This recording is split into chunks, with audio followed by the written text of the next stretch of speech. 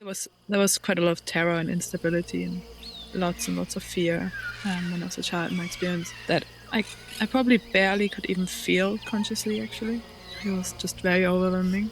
And then on the other side, it was this very strong experience of peace, calmness, stillness, bliss, unity. And those were like, yeah, just very far away from each other.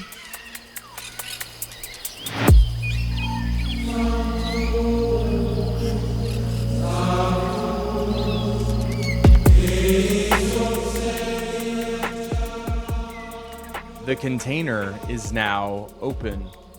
What is about to begin is a special adventure that I'm going on with none other than Mareike Christensen. Marei is known throughout the circling world as a facilitator and as a guide.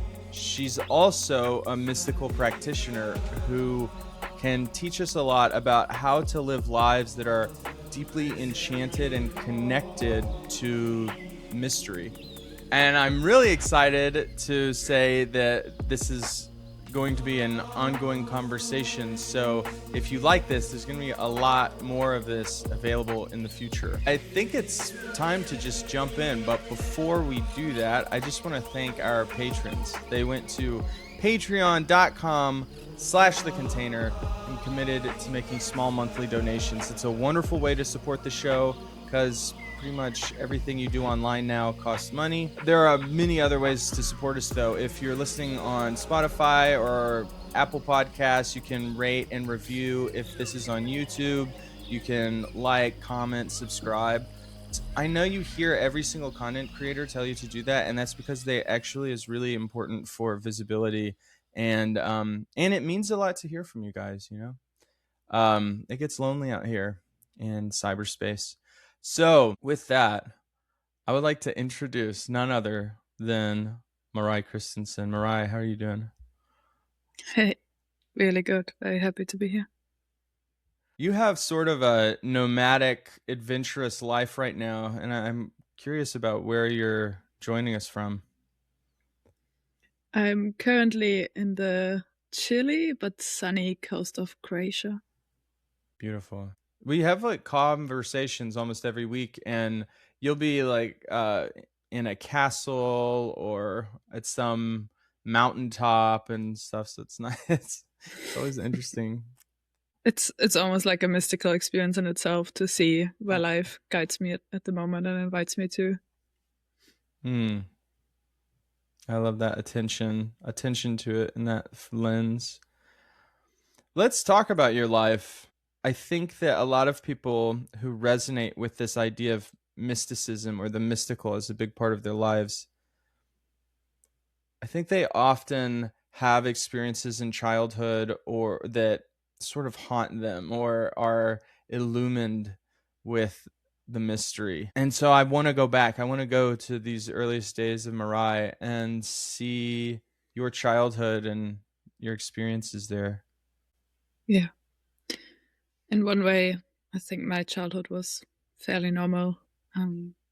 Grew up in Germany, in the suburbs, and then in another way, I think as a child I already knew that some of the experiences I had, it seems like other people maybe didn't have them to the same degree, at least. So I often had the sense as a child and also teenager and young adult that the experiences I would have on my own were so drastically different from anything that happened when I was in contact with other people that it almost felt like having to split lives. And a lot of these experiences came about when I was on my own for extended amount of time, like in nature, in the forest. Many of them would also come when I was exercising or like engaging in like I don't know, biking for many hours or running for several hours and kind of getting this runner's high or something that happened when I actually exhausted myself or really went to my limit of how much I could run or bike. And a lot of these experiences also happen in the presence of animals. And I was lucky enough that I got both a dog and then later I got a pony when I was a child. And both of them actually like really went quite deep in some of these mystical experiences with me. Or there was such a strong experience of communication, love.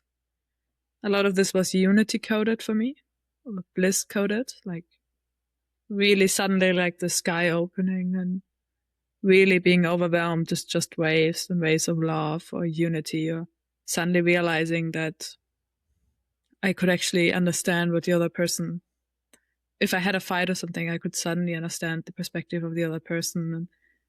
And yeah, these experiences were all really, really moving. Also used to be quite troublesome for me that I would not have any of these experiences whenever I was in contact with other people. Um, just as a teaser, like that drastically changed the moment I started circling. I'm really touched by this theme of being alone as a child or solitude as a child. I resonate with it in my own experience. I had a lot of alone time as a kid. And as a child, something seems to open up when you're alone that's really, really spooky. And hearing you refer to the troublesome nature of that as almost leading two lives that aren't, it's actually quite difficult to make sense of them as the same thing, part of the same path. And so as I'm hearing you, I'm almost with immediately the mystery of how to be in touch with the mystical side of life is already there in childhood, where there are these two different ways of being that seem so remarkably different. And it's easy to compartmentalize, I think, and just, oh, people are around, I'm normal, I like whatever. I like Magic the Gathering and pro wrestling and just normal stuff going on, folks. Yeah, it reminds me of many, many years later. So a couple of years ago, when I was still studying to become an integral psychotherapist, there was a mystical spiritual aspect to those studies as well. And the teacher would sometimes ask us to speak about our mystical experiences as a child. And I found it so interesting because the teacher could just assume that everyone has had those. And this was a room filled with like 40 people, pretty normal people. Like most people were significantly older, but much more mainstream than me. And the moment you started listening to people answering this question about the mystic experiences, it turned out that actually absolutely everyone had those. Many people had forgotten about them, especially because it seems like many of us start to actually live a life that's a lot more in the normal everyday life consciousness, and we kind of forget about these other experiences. For me, that clearly shifted the moment I started doing psychedelics. And all my first trips, it was just such a big flash of, oh, I'm actually just back. I'm back in all these states that I've been in. And maybe there were a couple more colors added. And it was very different to experience those states as an adult, for sure, but recognizable. My first psychedelic experience eating mushrooms and having this sense of I remember this. I have yeah. Almost yeah, there's almost this as you get onboarded into adult life, your brain gets better and better at compartmentalizing, and then things just get packed away and put in the attic, and you never get to them, and then it's totally forgotten, but it's waiting there, and you all the memories are there waiting. You can get them back. They're not totally forgotten. And I love that the moment we get back into a specific state, my experiences at those memories or the experiences I've had when I was in this state the last times immediately come back, and it's as if no time has passed in a way. Mm-hmm. So interestingly enough, like if I go a little bit through my life, so as I was a child, a teenager, I had kept having these very strong experiences on my own. I think I was also coded because connections often didn't actually feel safe. So being on my own was actually this safe haven for me in a way. I'm curious if you'd be all right going into the nature of the lack of safety. Mm.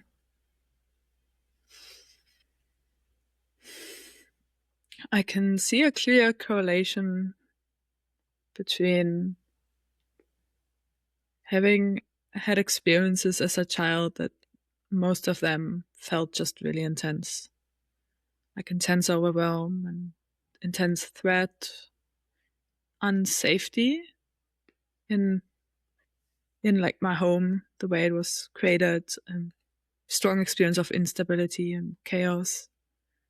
And it seems quite often, like in my experience, but also when I listen to others, having that level of unsafety connected to the normal world and normal relationships and family almost like made this safe haven in these states even more intense, because that's when I could just be on my own, or nature, or with animals in my case. So then it was just this very extreme line between chaos and terror. I think there was quite a lot of terror and instability and lots of fear, when I was a child in my experience, that I probably barely could even feel consciously. Actually, it was just very overwhelming. And then on the other side, it was this very strong experience of peace, calmness, stillness, bliss, unity, and those were like, yeah, just very far away from each other. Hmm. I'm with this tragic truth about a lot of mystical and magical paths that they involve some high amount of trauma or pain or loss. There's often this tragedy that is inside of it that's so essential in some way. Yeah, it reminds me pretty immediately of like reading Hermann Hesse and Siddhartha, like books like that. And yeah, I can, like, having talked to a lot of people about the mystical experiences, so at least a fair amount, I can really see like the patterns as well, where I I'm hypermobile, so it's like it's an experience of the body kind of stretching beyond its limits, actually, like the tissue, the fascia, the muscles, ligaments, and that kind of it kind of means that it's actually, yeah, I think, to say it very straightforward, it seems to actually be a mystical experience where it's very easy to identify as the space in between things. It's very easy to just stretch and not be confined to my own boundaries or sense of self. And there seems to be, weirdly enough, like a very strong correlation between people who have hypermobility, which is genetic, at least to some degree. I think there's also a strong correlation with trauma, and people who have quite deep mystic experiences. And the same could probably be said for a couple of other phenomena, like physical phenomena. And definitely chronic fatigue, chronic disease seems to be among those as well. I'm thinking about all the particularly female mystical saints in the Catholic tradition. They almost always are struggling with what we would call disease or chronic illness. And there seems to be something really, really true to what you say, that these are doorways to m- mystical experiences. I'm noticing there's like a businessman in me that wants to make sure we have some kind of working definition for the listeners of expansive states of unity, direct experience of God, is another way of saying it. I think I like bliss. speaking into the inexplicable as well. It's like starting to have visions or starting to have a knowing, for example, that's not quite possible to explain with our rational mind of why we suddenly know this or why we would suddenly have these Mm-hmm. hallucinations or visions or very strong intuitions as well.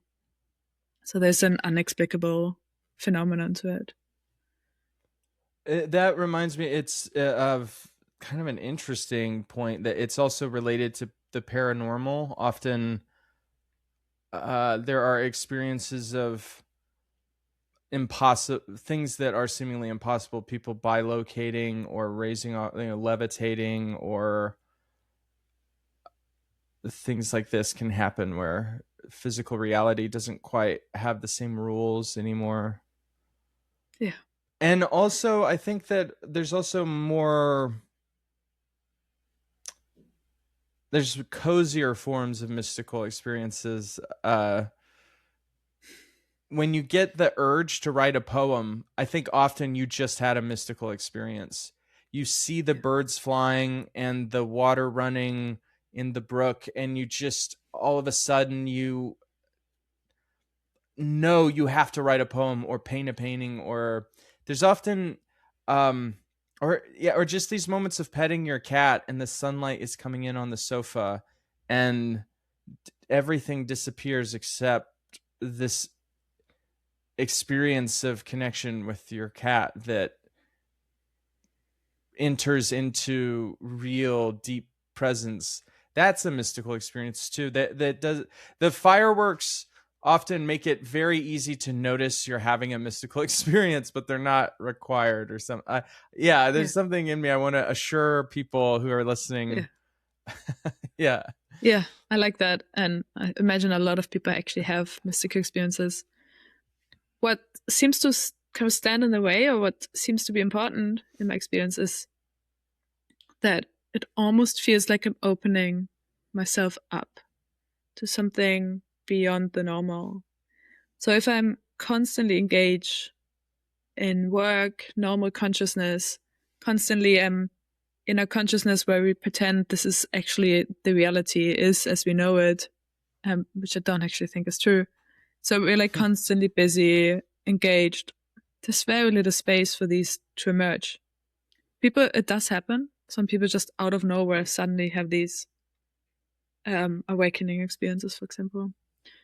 And something else seems to happen when we actually start to just make more space for these experiences. So extended periods in solitude without speaking seems to really do it. Dancing for several hours, like anything that's like trance inducing in that way. Reading for several hours, being with animals, being in nature seems to be the most common way I think people actually have these experiences. Sex, I think, is the most common way in which normal people actually start to feel the sensuality. I think that's almost the only reason that it's actually so many mystical experiences in sex for normal people. It's because that is the space where they might drop the most into their body, actually.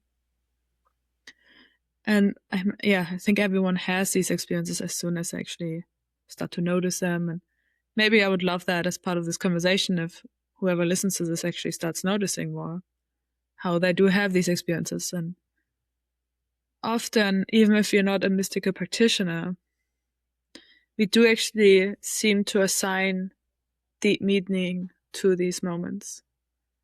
Like that was the moment somebody decided to quit their job, or that was the moment they suddenly had this gut feeling and moved to the other side of the earth, or whatever really it is, but they do strike us often as deeply meaningful. Mystical experiences as moments of deep commitment, I think, are that seems really important. the moment you realize I have to quit smoking, or you see your child being born and you go, oh, I'm going to commit my whole life to you now. Yeah. Those are, yeah, these opening up. So there's some connection to commitment that I think Yeah. I hadn't really appreciated until you just said that. Yeah, commitment and also willingness, I think, to allow this moment to be so meaningful, even though we can't explain it, and to completely change us. I think the more I was willing to let myself be guided by something I don't understand, the more guidance would also simply come. So like gut feeling and intuition. And I think generally this is also why women seem to have a bit of an easier time with energetic, mystical experiences. If I come back to the sickness piece that I wanted to mention, and I think this was a big part of my young upbringing as well. So I I meet a lot of people nowadays who have chronic fatigue or chronic disease of some kind. Well, often these are quite actually mystical because nobody can explain really what is up. Like doctors will find something that is wrong usually, but I don't. In many cases, it seems like that isn't actually explaining the severity of what is going on. And in a way, I think I was lucky, in quotation marks. Many people have this happen around 30, 35, is my experience. Whereas I got hit quite young, like I was 13 when my life changed quite drastically.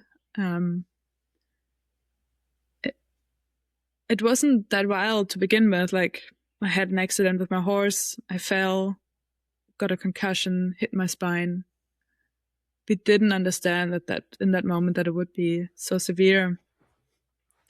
But that shock trauma was enough to apparently just rip something apart.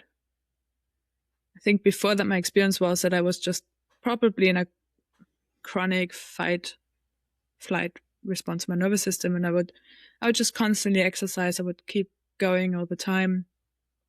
And now suddenly, when I had this shock trauma, I don't think my body at 13 had enough safety to actually be able to heal. So that shock trauma turned into quite quickly into chronic pain, and quite a lot of that. So like suddenly I was presented with, I cannot exercise anymore. I'm daily in pain. I cannot sleep anymore. All the pain medication that I'm getting is making my gut and my digestion really bad because I'm daily on painkillers, which then also creates a lot of inflammation in my gut, a lot of inexplicable symptoms. My parents dragged me to every doctor they could find, paid for any treatment they could find. And it was a complete mystery. Like they, except for seeing that my blood values and my inflammation markers were outrageously high, they didn't really have any idea. Which is already, like, it's a very direct entrance into mystery, right?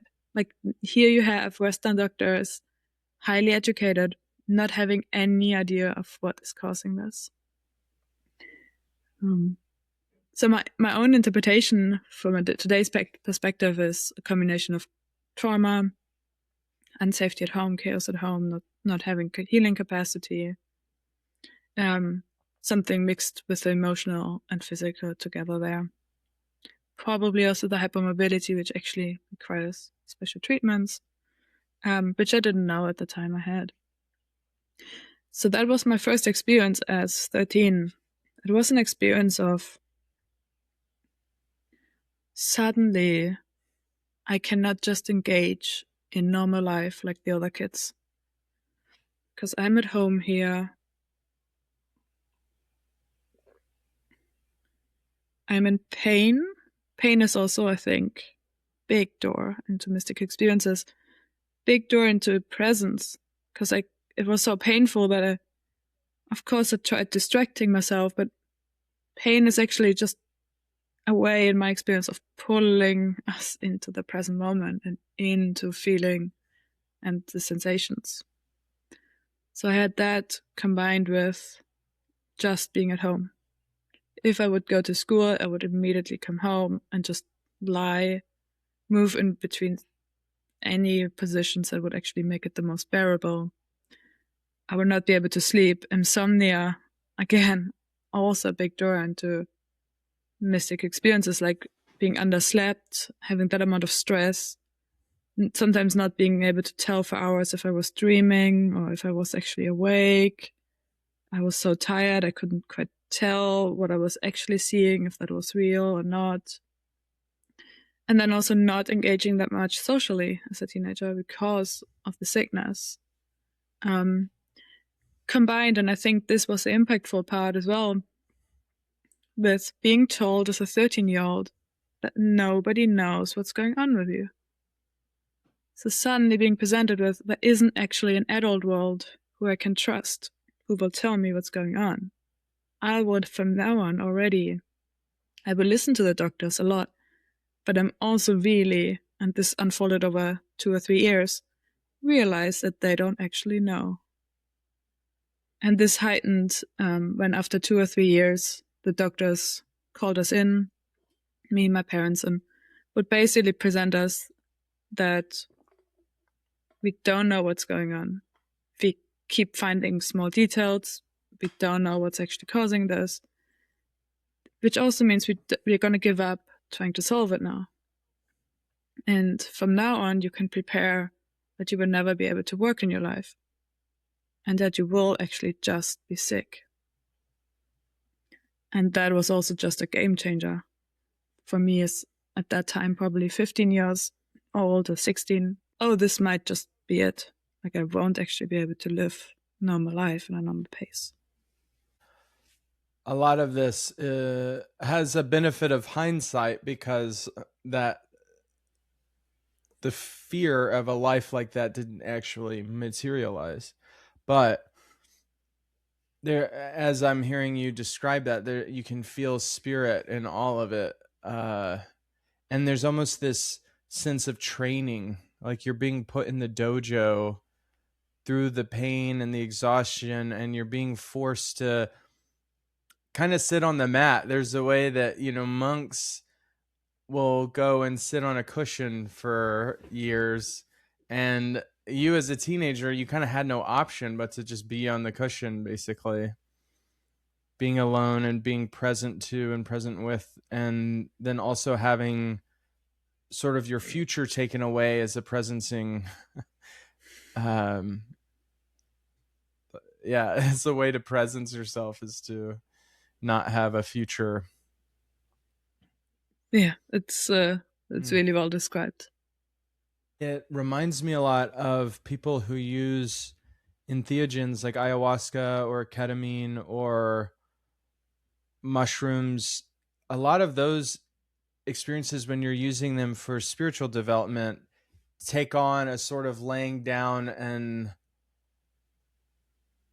being physically ill in a way, being incapacitated, being sort of knocked on your ass and just, okay, you're getting the download now. Yeah, sometimes I wonder if really that's like a really powerful and important part of entheogens is that you just are knocked on your ass, and that's part Yeah, of it. yeah. And that's fairly common, like the midlife crisis, I think, is the most normalized way of speaking about spiritual emergencies or deep mystical experiences that people would suddenly have. Mm. Whether also that or burnout, where people are suddenly realizing that just keep going all the time in this kind of real hamster wheel, almost like a normal everyday life. It's just not all of it. Something that this points me to again is the way that you, in particular, Marei, can describe the mystical path as such an embodied way of being.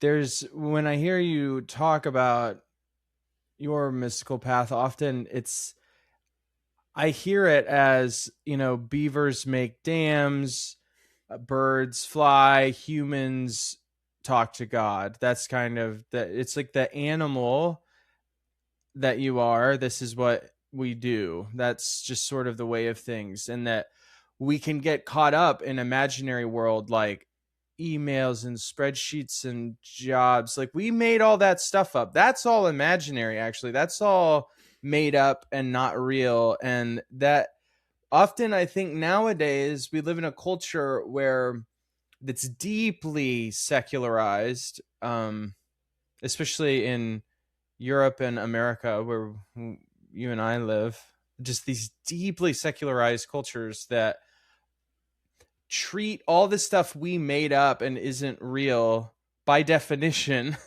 It's just a game that we play, and Yeah. we pretend that I'm the boss and you're the worker, and there's this thing called insurance. All of that stuff is all a game created.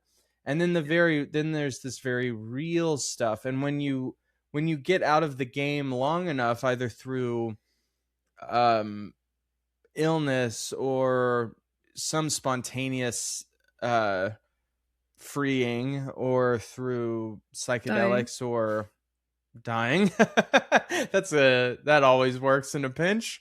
um yeah, it's funny. It's what you really want is to be pulled away from the poker table long enough to remember, oh yeah, fuck, that's not the most important thing. The next hand is actually like, nah, well, yeah, I forgot, that's not real. I have like this real life that goes on. And it actually doesn't take even very much. Like it might just take a couple hours of being out of the game to get back in touch with it. I mean, it's also nice to have a 2-week retreat in Bali or something. I mean, you know. And if we get Yeah. those patrons, that's what's coming. So Yeah, and that would be my biggest recommendation for people. It's actually make space for this. Make space for your inner world and for experiencing the world around you. So slow down. Just go on a walk and actually walk slowly enough to experience what is around you, and that everything is actually alive and part of you and talking to you and giving you guidance.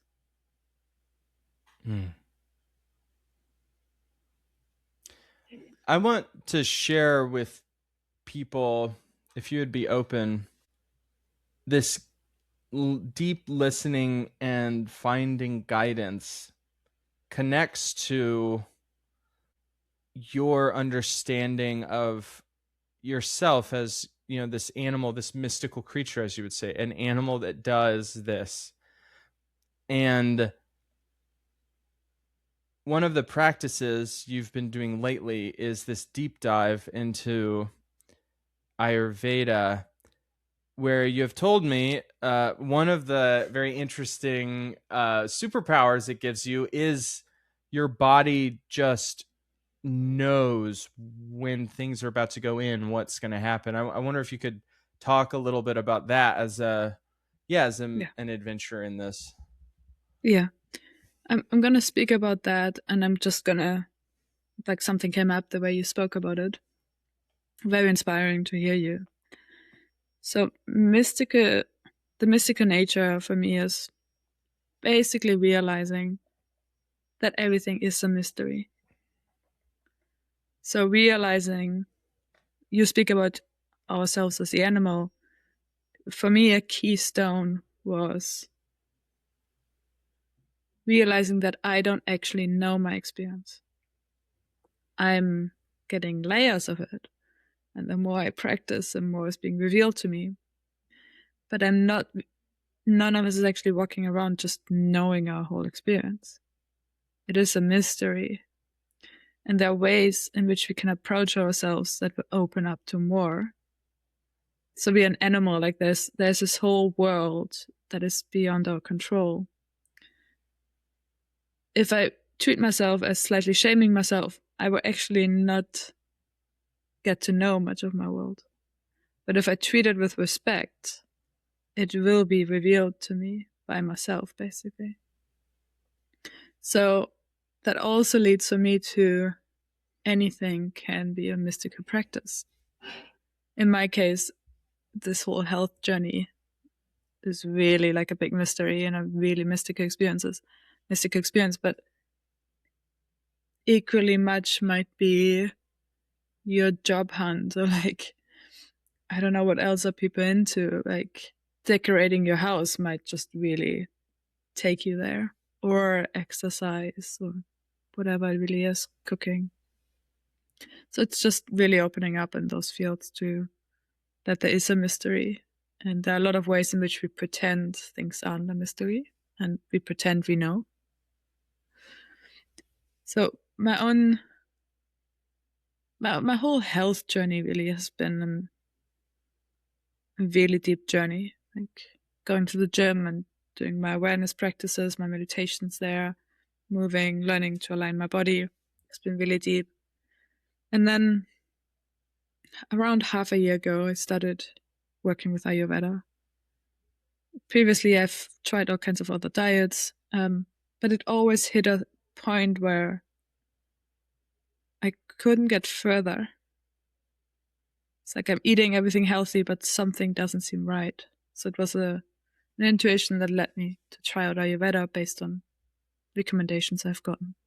And it's a very specific Ayurveda doctor that I'm working with that I can highly recommend. And that's been just a whole journey. Like I'm only half a year in, probably into a 5-year or longer commitment, maybe even lifelong commitment. Who knows? It strikes me as very impactful, like much more impactful than any diet I've ever tried before. But it is because Ayurveda is actually, it's 5,000 years of, like it's a very long time where they build on it. It's 5,000 years old where they started building on it. And it's integrating, it's really integrating the perspective that the physical, emotional, psychic, psychological are just all the same. There's really not a difference. The physical is almost like the best manifestation of our unconscious or of our psyche, because it's so clearly beyond our control. So the Soya Ayurveda journey has really unlocked deep knowing and deep return to knowing. My body was probably fairly confused, even though like I've done a lot of detoxes. I don't eat much sugar, no sugar really now. For example, no coffee. So I've started as relatively clean in my habits, but it's this is where it comes. Like it's a mystery to me how taking herbs and some animal products as medicines. So this is what I would do in Ayurveda, and changing my habits a little bit would have like a really impactful effect on my body, where now the result is after already now for like 4 or 5 months, and it's just being more and more fine-tuned. My experience is that my body only wants to eat what is actually good for me. And like you said, like I'm starting to be able to look at food and start feeling the impact it has on me. So at the moment, it takes me quite a long time to go through a supermarket when I'm going shopping, just because it's actually really satisfying to one after another look at different foods and see if I'm actually being drawn there or not. So there's just deep knowing returning, and this is repeatedly my experience in life is, if you actually really practice something and go really deep, there's really deep attunement, intuition unlocked. And it's what we can heal as humans, like even the way we can change our bone structure. Like, like bones aren't just like dead pieces in your body. They're actually alive, and there's like liquid running through them, and we can heal them and change them. There's deep intuitions we can start connecting to again. The amount of time we spend in searching spaces, just the depth of relational knowing that we can unlock. It's really incredible what humans are actually capable of when we go deep and when we really practice. Again, I'm so amazed the way that you're able to strengthen in me this feeling that the mystical path isn't some escape from the body into uh, sort of bliss as a kind, almost a kind of intoxication or lack of sobriety. It's actually just as much. It's this is how the your body works. This is how it all goes together, and it isn't a mistake that humans developed these the ability to enter into these states. It's not a bug in the system. It's actually so vitally a part of how the human body works, and that we have just had that incredible inheritance stolen from us at some point. And maybe it happens slowly over time, and then we keep being born later and later in the Kali Yuga, where we just don't, we're not taught, and the people who would teach us weren't taught, and the people who would have taught them weren't taught. It's just the depth of ignorance we're getting around this essential unity between the the most beyond perceptions that seem purely mental or purely imaginal. Those are as much a part of your body as like the way your fingernail grows, or having to, you know, go to the bathroom first thing in the morning. That is as those are all, it's all as real and united as could Yeah, and be. it's the same basically. Like part of this Ayurveda journey, for example, is that I'm being shown how every symptom I have is a manifestation of a matching psychic emotional pattern. So my digestion isn't actually working because there's like dysregulation of my nervous system and I'm holding things in instead of letting them go. And so it's a focusing on the body for me is the best, most confronting, but also easiest way of really dealing with my unconscious. Because Mm. whatever our body's doing, that's us actually doing. Like I am tensing, or I'm freezing my digestion, for example, or I'm making myself sick because I'm getting something out of it. So it's a real journey into the mystery of, oh, there is more to my experience. Oh, I didn't know I was this scared that I actually feel like I need to tense up all the time. So Mm. it's a willingness to be really surprised and to go beyond knowing. Oh, that's really good. I'm thinking about how in my past and the way I hear people talking about medical issues, what we would call medical issues or illness, there's often this sense of there's a diagnosis, and then the diagnosis is true, and it's talking about an object or process that is actually real. Like you could, and that's not what a diagnosis is. That's not what those names are. They're not, um, it's not like there's something that is, it's real in the sense of a stone is real, or Yeah, um my bone is real. Yeah, that it's it's descriptive actually. right, and it's a A lot of story. It's a story. exactly, and a lot of Yeah. diagnoses is not all of them, but like actually a description of these phenomena can co-arise. It doesn't actually say why. Like some of them might be like, and we can set a question mark with that as well. Some of them say it's genetic or something, but some diagnoses are purely okay. We seem to again and again observe these phenomena co-arise.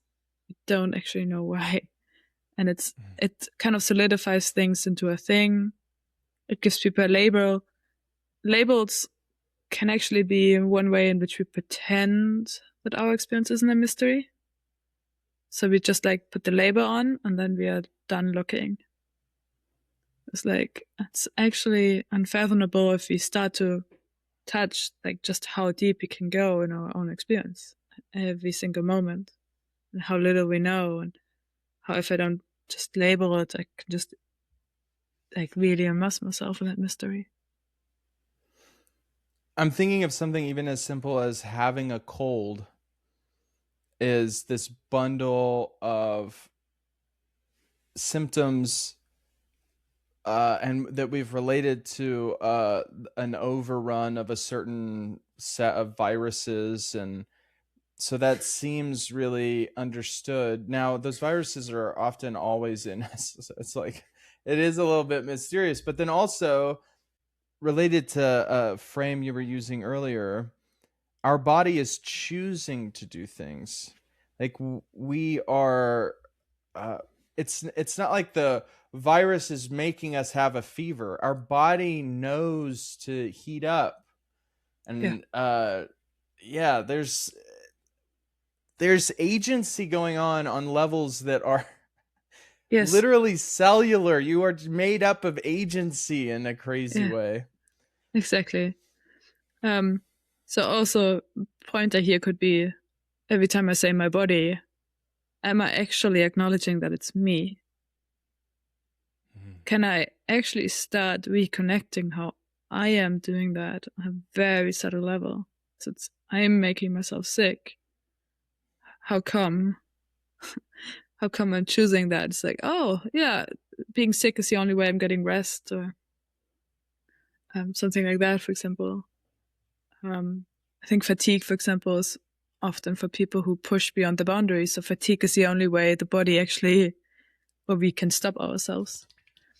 Um, so it's a very deep journey into wholeness, into really acknowledging it's not out there, the disease. It's not just a cold and then we stop and like inquiring. Um, it's like a cold isn't just a cold. Like, why does somebody get sick and somebody else doesn't? Like, of course, we can find explanations for the immune system, but I think the immune system is also like we actually have agency over it. And it's really interesting. Like, I had a whole arc where I would spend several months learning how to breathe properly with my chiropractor, with my PT. That has really unlocked something. And I spent several months in the gym, just step by step, learning how to properly align my body and walk. And those things were challenging, but really enlightening. The latest thing is realizing how my digestion seems to be chronically frozen, basically for most of my life. Like, of course, I can digest food, but it's really sluggish. It's a lot of the symptoms. It seems to come back to that. Probably some kind of chronic freeze state, I assume. So my current journey has been now for over a month. I think since February is learning how to digest, and that digestion isn't just this. Oh, it's just something in my body and nobody knows how it works. But it's like actually starting to feel how, on a very subtle level, I guess, like I can start to relax my intestines one by one. And the amount of awareness I think that we can have over these things is incredible. I'm feeling some sort of loss right now that seems like the kind of stuff that maybe we could spend elementary school teaching people, or maybe it's a better frame would be a desire to offer that to children. Even just, yeah, how do you walk, how do you see what's going on in you? So we have limited time now. All of a sudden time is a strange one. uh and and you had just mentioned this pointer, and I really want to end on you sharing some pointers to enter into a sustained mystical practice. These would be, I think, really practical and helpful for people listening who just want to be either reminded or hear for the first time some ways that they can be with this more. I can give a couple of pointers for people to play. And I like the idea of people really trusting themselves and what they find. And if they find all their pointers pretty immediately, then follow those. Mystical practice also means um, really walking our own path. I've spoken a lot about my path and the physical health, but that's not for everyone. Um, I like the pointer with labels. Like, notice the way in which you might use labels for your experience that actually close your experience down. So very standard examples like, oh, this is just a cold. Oh, this is just my attachment system. Well, it's not actually just that. It's like, what's it like to actually look beyond the label there and start inquiring and into the unknown of that experience? Another experience or pointer can be like everything is actually alive. This animistic view, like everything around you isn't just a world that you walk in. It's actually responding to you and it's actually mirroring back your inner world to you. It's like, what's the sense you get from the trees you're passing? Or the water, or the lake, the weather. What is it you're actually getting from that when you are bringing your attention there? What is it you're learning or receiving, hearing? What is it showing you?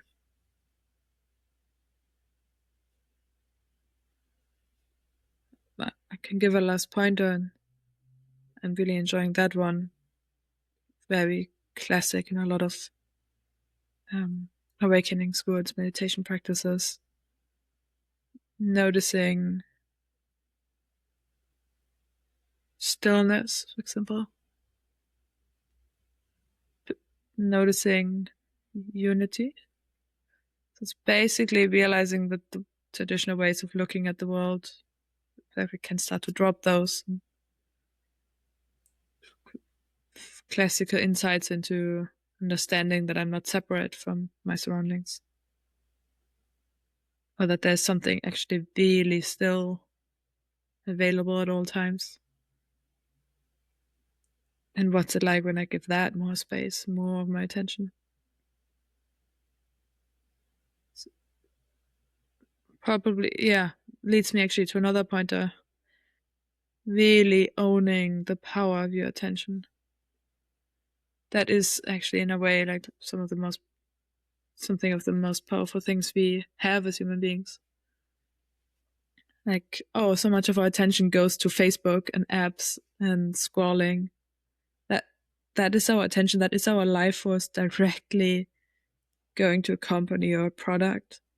And noticing how when we shift our attention to anything else, like what's it like, just bring your attention to the people you love, to your surroundings, to yourself. Like, this is like pure love. This is energy. Whatever we bring our attention to will get stronger, like will receive a lot of energy and will also start to unfold a lot more. So being a little bit more mindful about what do we bring our attention to and what do we want to kind of worship with our attention in a way, or devote ourselves to. And then see what happens when you actually devote yourself. And it might just be to the meal you're cooking, but like do it wholeheartedly. It might be to folding or ironing your clothes, or this bus travel. Like actually really be there, be present. What is it teaching you? It's anything can be a direct way into stepping out of the game you think we have to play, or like the game we're all engaged in, to seeing that there is something beyond and see the deep mystery of the universe.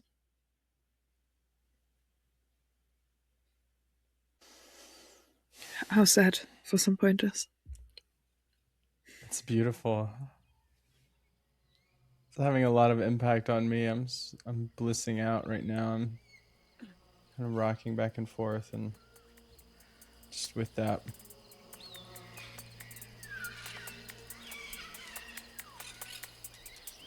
It has me feel really excited that this isn't the end of the conversation. This is only the beginning of our conversation, though the end of this episode. Is there any way that someone listening who wants to work with you or have more of your thoughts in their lives, is there a way that they could get that? Definitely, yeah. Best way is just reach out to me, email address, Facebook, wherever you see my name. I also have a homepage. Contact me through that, intopresence.se. I'm leading a course on this several times a year. Everything we actually spoke about, like the aspect of wholeness and agency and deep embodiment. Just reach out, come to my retreats. Bringing this a lot in when I'm leading circling as well. I would love to meet more people. And love the conversation and talking to you as always. So I look forward to what more is there to come. Awesome. This is, the Mystical Creatures Adventure, only on the Container podcast. The container is now closed.